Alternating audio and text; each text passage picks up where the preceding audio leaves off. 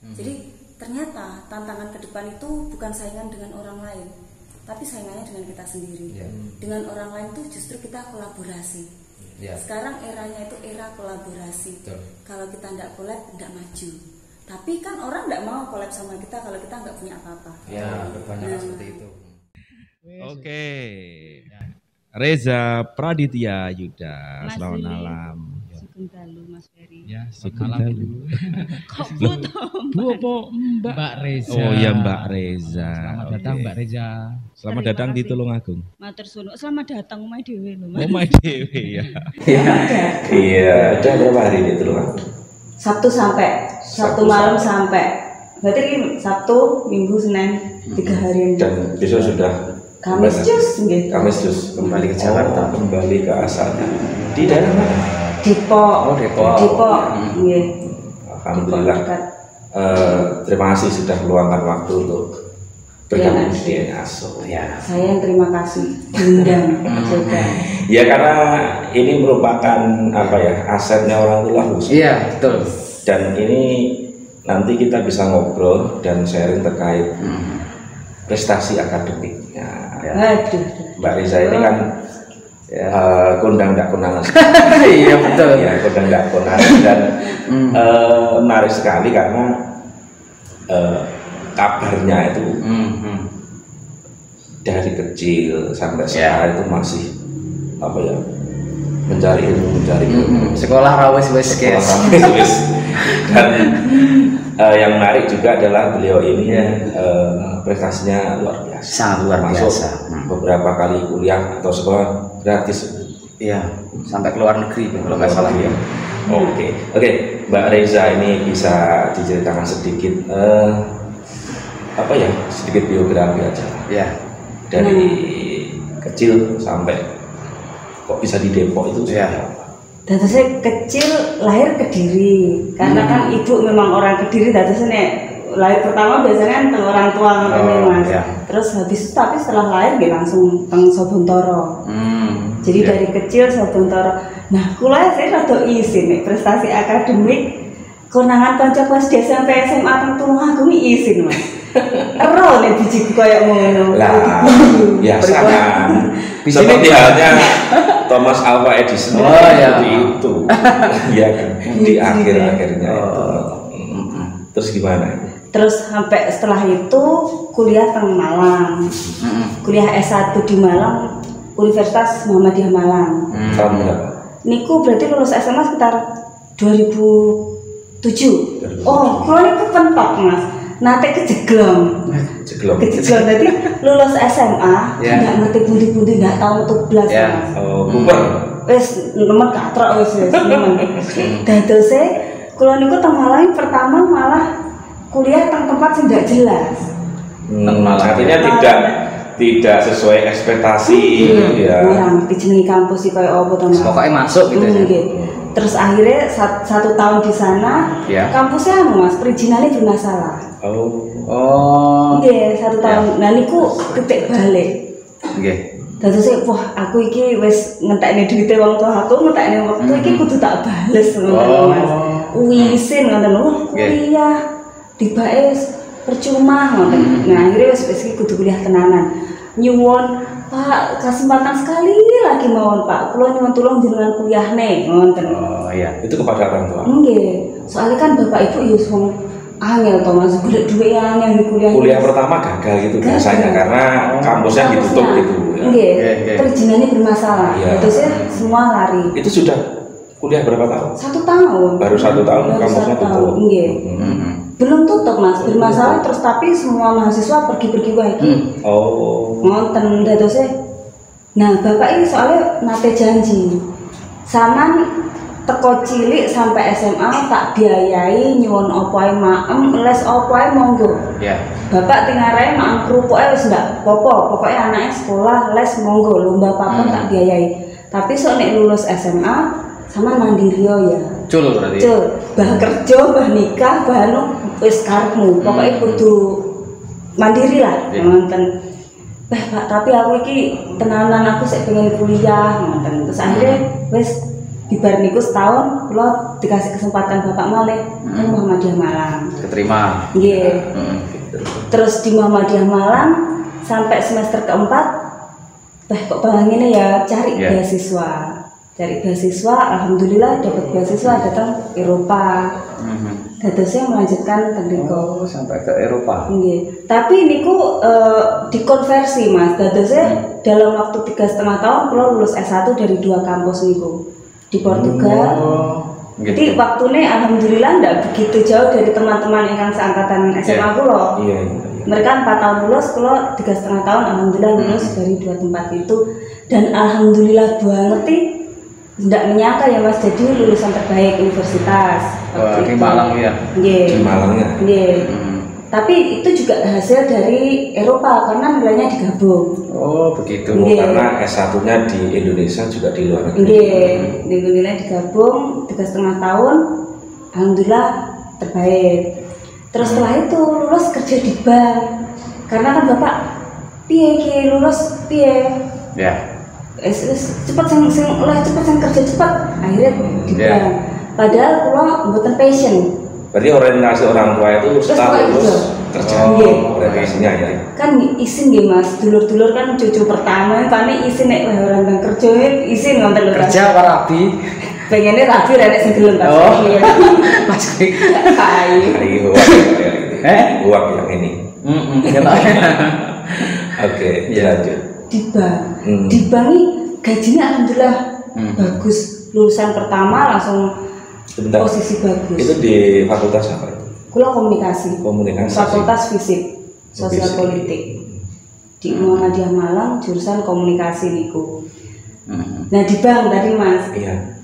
Di bank 6 bulan kula setiap berangkat kerja nangis Mas.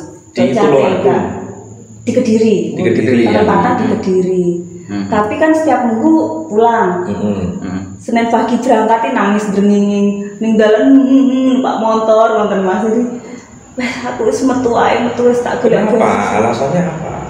Karena bukan passion. Aslinya tuh banget gaji bagus. Fasilitas bagus, dikasih rumah, dikasih tukang masak, tinggal bangun tidur tanda tangan tidur. Kan enak-enak yang kerja. Oke, sebentar Mbak Riza. Kebanyakan orang itu kan setelah kuliah memang targetnya kan kerja, dapat uang kan. Nah sementara jenengan ini sudah di posisi yang pas, tapi masih merasa itu belum passionnya. Waktu itu yang diharapkan apa sebenarnya? Waktu itu tasik pengen sekolah. Ingin belajar lagi. Piye yo, mosok aku wes ngene tok kan monoton Mas nggih.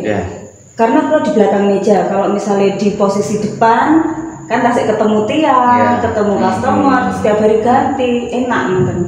Mungkin orang lapangan nonton mungkin. Itu merasakan rasa itu berapa bulan setelah kerja? Dari kerja pertama. Dari kerja pertama sudah tertekan. Sudah nggak mood gitu ya? Kan bapak tuh tasik kerja dhisik. Engko karo golek sing cocok, gampang sing penting kerja dhisik nonton. Ben ngerti lah, ben sampean iso nyekel duit, dhisik mandiri dhisik ngoten. Tapi ndak bisa bertahan 6 bulan pun Pak. Kula niki tak lepas, kula tak cari beasiswa lagi nggih, kula tak izin sekolah. Kok dadi opo to, Nduk? Wis bismillah kon Pak ngoten. Lah alhamdulillah S2 niku dapat beasiswa dari Dikti calon dosen. Kan artinya kula sekolah lulus jadi dosen. Karena di kontrak memang kamu dapat beasiswa tapi nanti lulus langsung jadi dosen ya. Nonton. Yo alhamdulillah banget kula. Ora usah dibayar gilem banget kula ngonten. Akhirnya S2 di Diponegoro. Di Diponegoro itu 1,5 tahun alhamdulillah lulus. Harusnya S2 kan 2 tahun standar. Niku lulus alhamdulillah cum laude IPK 4 jadi sempurna. Alhamdulillah niku. Terus setelah niku udah kan ketika semester akhir niku kula hamil. Jadi saya seminggu setelah wisuda niku melahirkan. Jadi wisuda kok badut kan lho Mas. Utangnya gede gitu. Nah, niku terus dah jadi dosen, alhamdulillah jadi dosen. Terus jadi dosen, muridku kok pinter-pinter gitu Mas.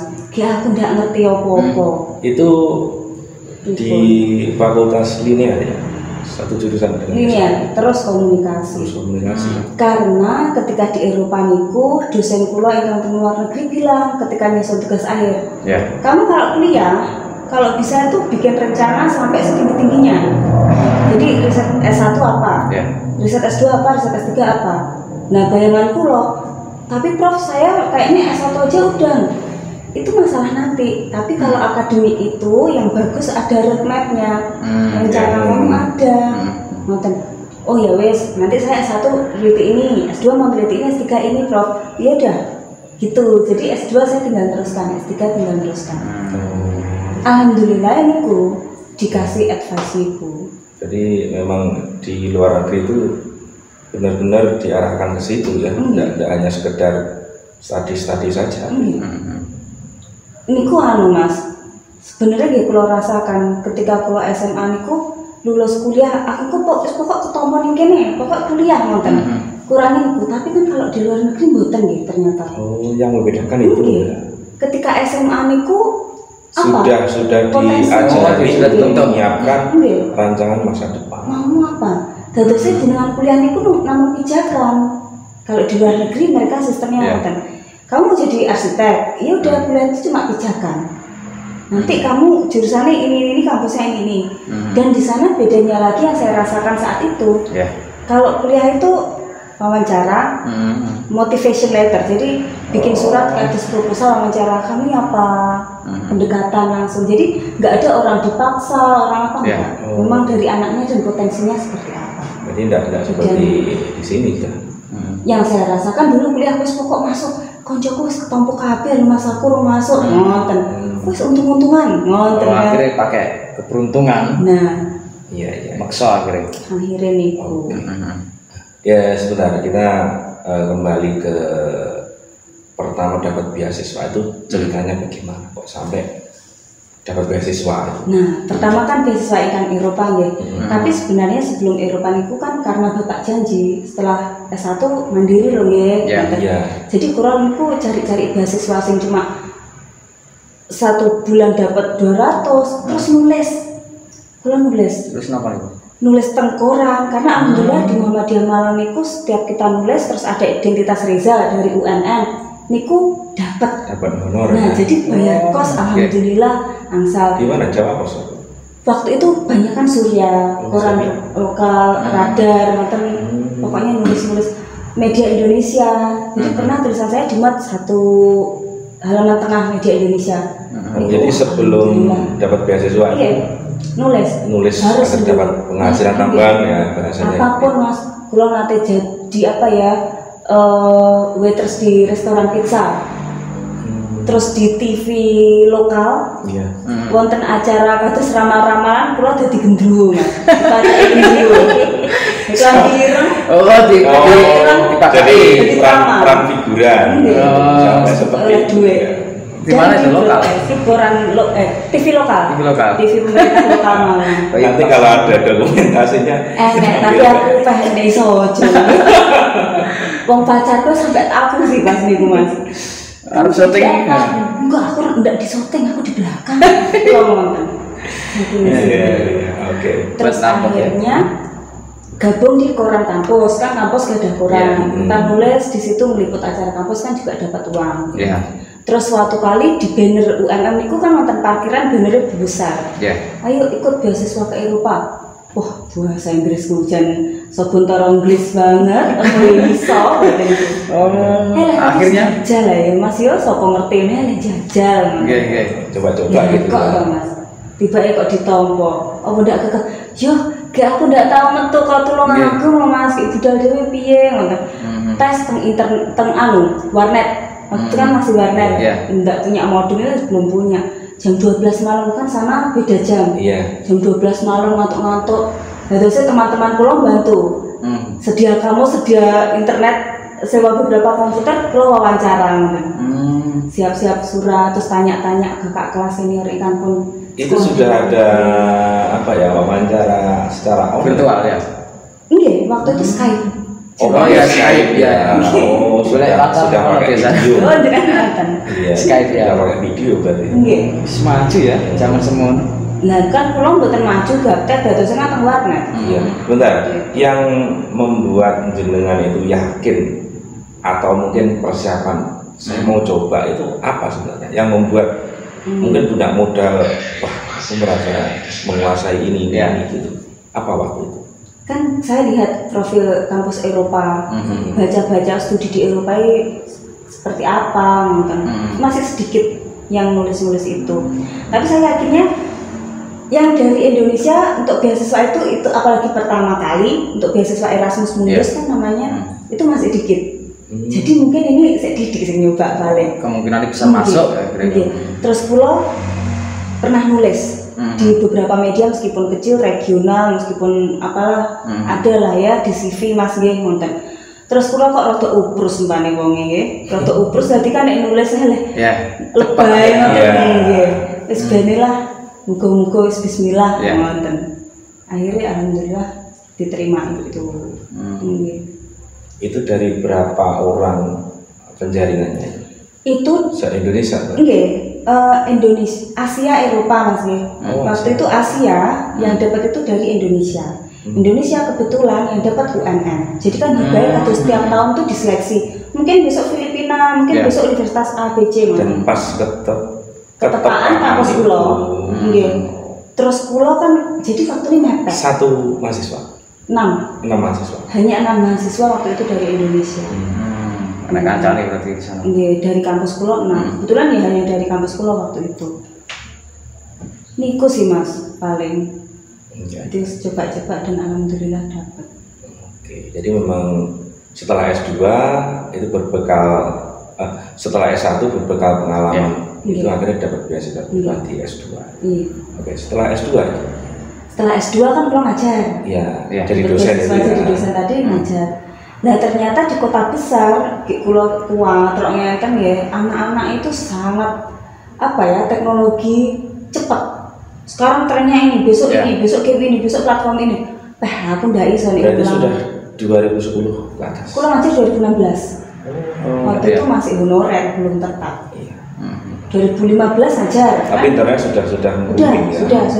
Booming 2015. 2015 lulus S2, pulang ngajar honorer di beberapa kampus dan anak-anak tuh sangat pinter remaja sekarang tuh tidak kuat nututi. Jadi kalau aku harus sekolah karena kalau nggak sekolah kan dia pusita anggota tugasnya S2 ya masih merasa belum cukup karena kalau tugas terus mereka topiknya skripsi kan terus berkembang. Nah kalau pulau nggak ngerti kan nggak bisa. Ketinggalan akhirnya. Dan itu yang membuat semangat untuk ambil S3. Itu lagi. Terus S3 di UI. Kan celak rumah kan Depok kalau ngajar di Gunadarma yang dekat. Di UI ini kampus yang istimewa ini. Iya Mas, istimewanya pripun? Aku pernah ke sana. Masang lampu rombongan ya meskipun itu ya semoga kesabapan yang saya masih ada waktu kok masih oke S3 di dan sekarang ini sedang dalam proyek apa? Sekarang nyusun disertasi tugas akhir belum karena belum baru masuk 2018 baru masuk. 2018 masuk ini menyusun disertasi dan pengen mengangkat Gunung Agung lagi. Mantap yang menarik. Calon bu dokter ini. Alhamdulillah amin. Dengan apa ya orientasi mengangkat Gunung Agung. Soalnya yang ingin jenengan tonjolkan itu apa? Artinya apa yang ingin jenengan sampaikan ke publik itu apa sih sebenarnya? Kalau kalau mau riset kita harus mempertimbangkan dari berbagai perspektif. Kalau dari teori, saya ngomong sedikit, mungkin kemarin pernah ngobrol sama Mas Ferry sedikit. Orang itu ada yang beberapa sarjana Mas Willy itu percaya bahwa media itu yang kan sekarang media sedang berkembang banget. Media yang mempengaruhi masyarakat.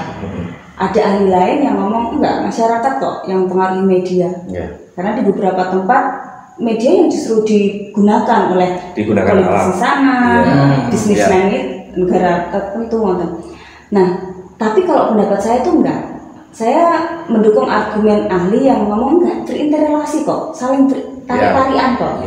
Enggak iki mendominasi iki enggak, saling kok. Nah, yang saya temukan di Tulungagung itu adalah tarik-menarik itu, dan yang membuat tarik-menarik yang membentuk itu apa? Tagline Guyub Rukun kita. Nah, itu yang mau saya gali. Jadikan disertasi. Karena memang beberapa temuan, beberapa penelitian saya sebelumnya itu memang mendukung argumentasi saya. Gitu. Nah, itu yang ingin saya gali lagi. Benar nggak sih? Terus Guyub Rukun wong Tulungagung ini piye sih? Berangkat dari situ berarti ya. Itu kalau dari teori. Tapi secara pribadi Mas, saya tuh merasa akeh utang sama Tulungagung ngoten. Kulo kan bayangan kulo lulus S1 mulang dadi guru, terus bapak kulo pun ayem tentrem ngoten. Tapi ternyata kok yang saya dapat lebih, sampai sekolah teng sana, sampai dibayar ini, saya bisa bikin ini dari Tulungagung. Guru-guru SD, SMP, SMA saya di Tulungagung, lomba-lomba les-lesan saya di Tulungagung, teman-teman SMP, SMA, SD saya. Kok aku utang akeh, terus aku kayak lali ngonten sebenarnya. Harus berbuat sesuatu untuk Tulungagung, dan salah satunya sebagai tema di disertasi. Luar biasa. Jarang ada orang Tulungagung yang menggali lebih tentang Tulungagung. Karena maunya kan sing adoh kan ben apik. Kadang seperti itu, melupakan daerah sendiri. Oke. Terus untuk melengkapi malah ngomongin disertasi. Harus gitu loh. Aku diuji malah Ngomong iso. Dan apakah kedatangan di Tulungagung kali ini atau kepulangan Tulungagung kali ini juga untuk melengkapi itu. Dan saya sejujurnya sangat apresiasi dengan semua masyarakat Tulungagung, dari semua narasumber saya Mas. Itu sangat membantu. Ketika saya ngomong, Mas, nyun saya kulo saking Sobontoro mau minta tolong ini, ya Allah, jangan sangat ditolong. Mau itu dari instansi, dari personal, dari semua kalangan. Alhamdulillah. Jadi saya merasa, wong Tulungagung sing kayak ngene iki lho sing kudu dikenal ngoten lho. Betul. Anak cucu kita itu jangan sampai melupakan apa ya Mas, rasa kados ngeten, seduluran Tulungagung. Guyub rukunane. Niku lho. Oke, dan kayaknya memang jalannya dimudahkan gitu ya. Alhamdulillah banget. Oke, Mbak Reza tadi ngomong jenengan ini merasa kalah dengan anak-anak muda sekarang terkait dengan teknologi, dengan topik tema-tema yang berkembang. Nah, menurut jenengan perkembangan teknologi sekarang ini tuh seperti apa sih? Kok sampai fokus di situ? Nah, fokus di situ, pengen mendalami lagi. Karena teknologi itu kan sebenarnya alat nih Mas. Kalau saya melihat teknologi itu sebagai alat. Kemarin juga ngobrol sama Mas Ferry.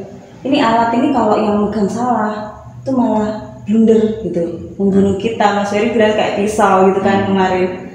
Tapi kalau pisau ini kita gunakan dengan baik, itu membantu kita gitu loh. Nah, saya tuh nggak menemukan ada banyak masyarakat, beberapa kelompok itu yang masih dipengaruhi alat ini gitu loh. Nah, saya jangan, ayo kita pakai ini, kita manfaatkan loh ini. Karena sekarang eranya itu teknologi harusnya kita berdayakan. Masyarakat yang maju di luar negeri di beberapa tempat itu adalah masyarakat yang bisa memanfaatkan, bukan dimanfaatkan. Gitu. Jadi ayo yuk kita harus bisa memberdayakan ini. Oke. Kalau itu diartikan itu berarti teknologi itu seperti apa? Sebagai peluang, sebagai tantangan atau sebagai bencana sebenarnya? Di semua perspektif itu ada kan kados gajah ya. Saya ibaratkan sebagai gajah wes. Ya kalau dilihat dari depan ya ada belalainya. Mau diartikan dia punya ekor ya memang iya. Mau diartikan dia punya telinga ya memang iya. Jadi peluangnya apa? Ini kamu pakai sebagai apa nih? Buat masarnya barang, cari informasi, ngerjain tugas kuliah, berarti bermanfaat. Jadi peluang iya saya bisa jualan online shop. Mahasiswa-mahasiswa sekarang bisa jualan di rumah, masak, iya. Sebagai tantangan, iya kamu bisa enggak? Di rumah ibu rumah tangga bisa enggak pakai teknologi untuk cari uang? Bisa nggak di pandemi ini kita nggak bisa ke kantor, tapi kita dapat uang. Nggak bisa sekolah, tapi kamu tetap dapat ilmu. Itu kan peluang. Ya. Tapi kalau hambatan bencana, ya iya juga lari ngegame terus Mas ya. Mata minus, otak panggang. Iya.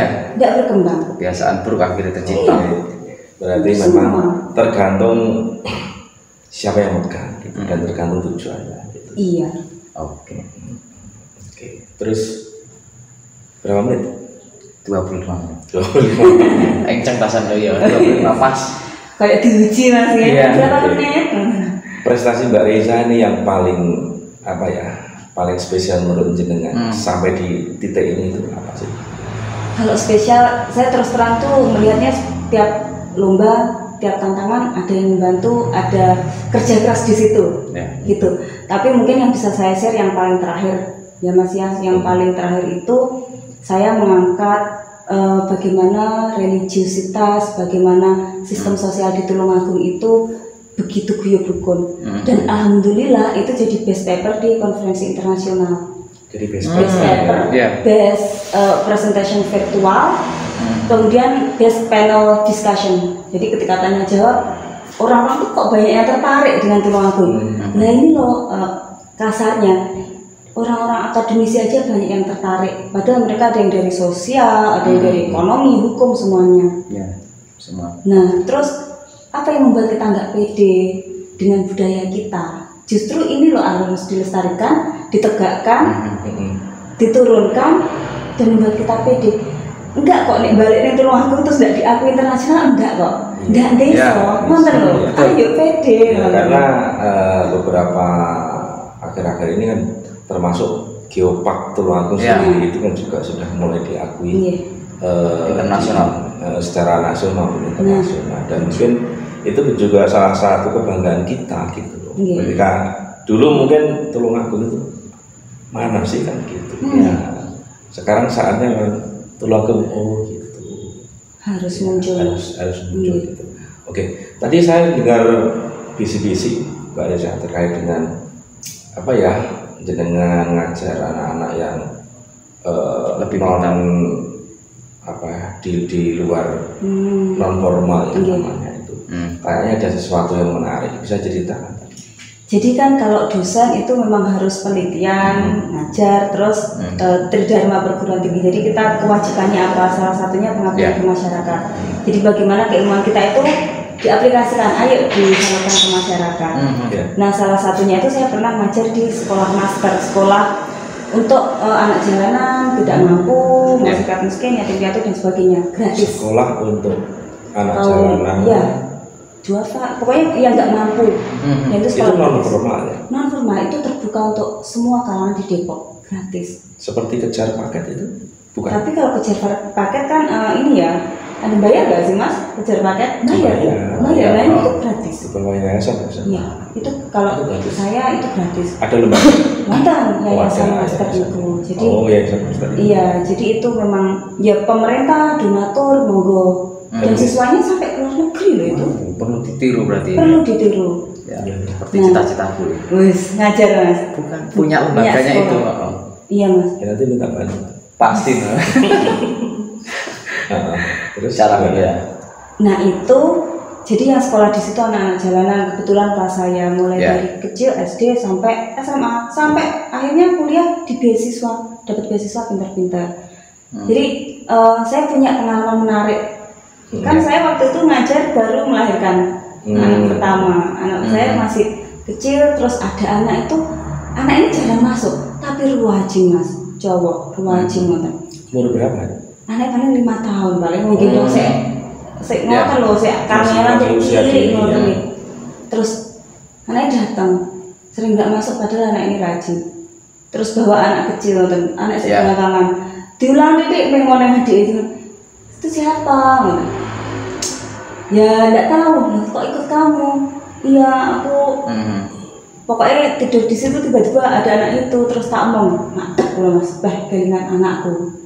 Jadi ada anak-anak dengan segala keterbatasan itu masih semangat sekolah.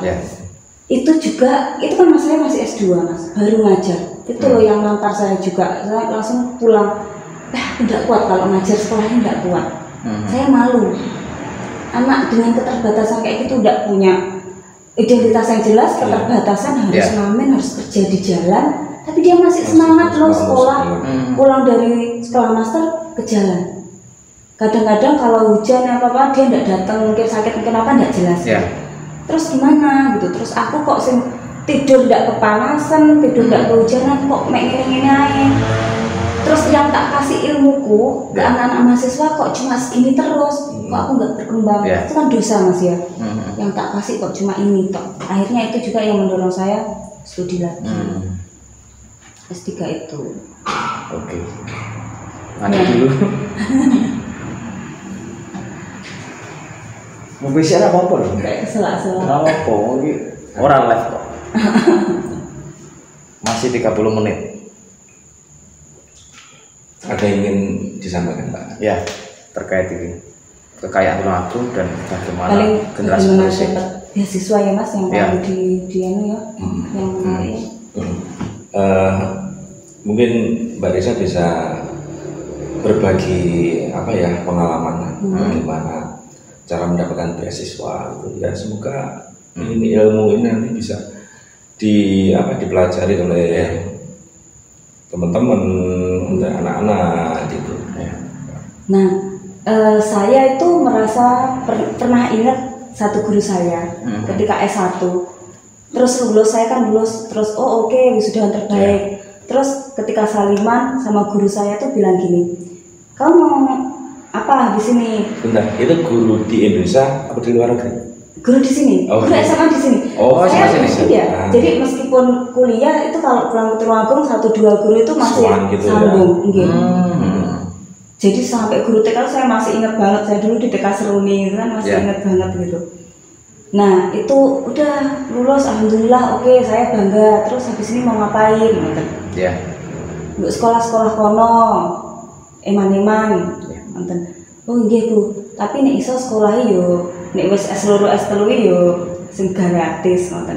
Nek sik bayar yo rugi lho nek kaya awakmu terus bayar. Oh nggih, pripun nggih Bu? Yo golek beasiswa neh lah ngoten. Akhirnya cari beasiswa lagi. S3 ini pun saya kan juga dibiayai Dikti, LPDP itu. Iya. Terus saran saya kalau dari pengalaman saya sendiri nggih Mas, kalau cari beasiswa itu selalu siap sedia.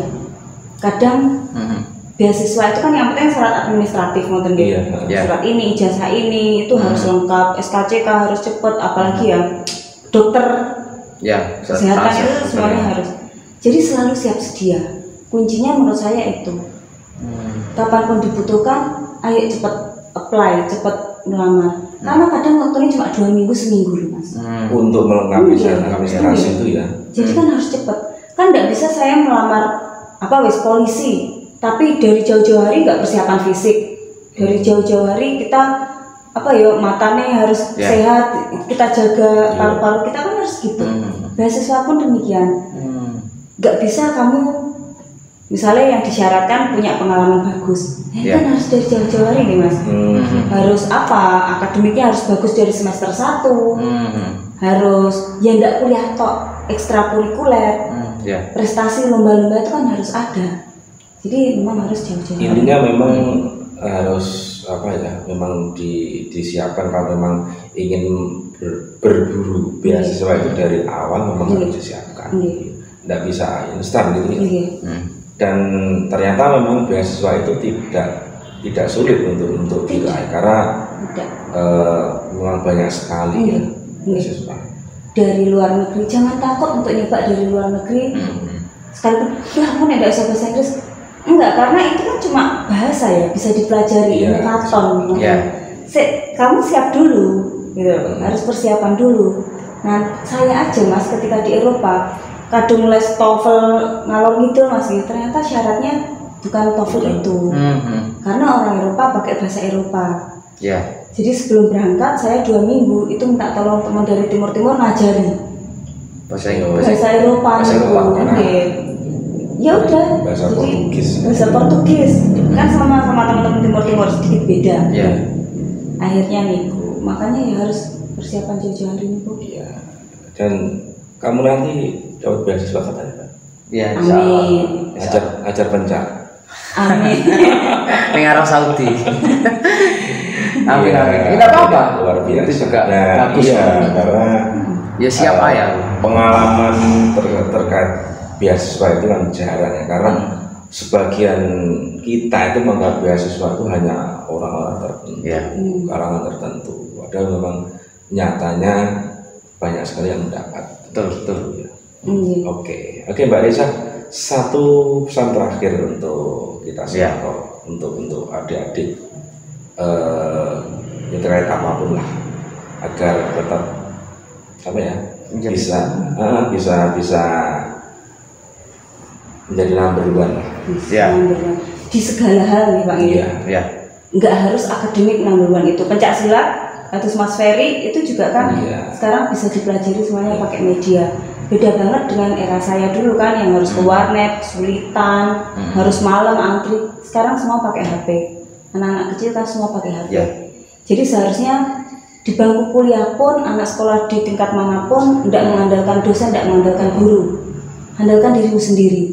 Karena cari apapun ada Mas. Kita tidak bisa masak, ada YouTube. Kita tidak bisa make up, ada YouTube. Terus gue apa nih gitu. Kan tinggal kemauan kita. Jadi ternyata tantangan ke depan itu bukan saingan dengan orang lain, tapi saingannya dengan kita sendiri. Dengan orang lain itu justru kita kolaborasi. Sekarang eranya itu era kolaborasi. Kalau kita tidak collab, tidak maju. Tapi kan orang tidak mau collab sama kita kalau kita nggak punya apa-apa. Ya, banyak seperti itu. Jadi kita jadi diri sendiri. Potensi kita apa? Endurance. Artinya di segala tempat harus punya prinsip. Aku mau jadi vlogger, wes. Nggak usah, waduh koncoku lu akeh view, lu akeh subscriber, nggak usah. Ayo kamu jadi kamu sendiri, kontenmu apa, konsisten, udah. Nanti pelan-pelan kita collab maju bareng. Oke, luar biasa. Jadi quotes kita hari ini adalah jadilah diri sendiri, ya. Terus belajar, dan tantangan terberat adalah diri sendiri. Terima kasih atas waktunya Mbak Reza. Terima kasih. Dan semoga kita nanti dipertemukan di kesempatan yang lain. Amin. Harus lah Mas ya. Oke, ini terakhir belum saya tanyakan. Tidak apa-apa. Nah, ini setelah S3, Ya. mau jadi apa ini nanti? Wes. Saya ini kan sekolah cuma sampai S3 Mas ya. Iya. Nah, tapi setelah ini ya karena dosen saya tuh S3 bukan gara-gara gaya-gayaan loh Mas. Kan emang guru modalnya di sekolah. Nek saya sopir modalnya di SIM, kan nonton nggih. Jadi ya emang itu tuntutan saya S3 sebenarnya. Setelah ini ya penelitian, pengabdian masyarakat ngajar. Saya terus sekolah, tapi mungkin nggak lewat jalur formal. Saya terus belajar, saya terus riset ke masyarakat. Selalu ada hal yang baru. Oke, luar biasa. Meskipun tidak di jalur formal, tetap sekolah, tetap belajar. Dan ini yang harus kita semua lakukan. Terus belajar. Gitu. Terima kasih. Tetap di DNA So Always Connected with You. Terima kasih Kak Reza. Terima kasih Mas Willy, Mas Ferry. Tepuk tangan.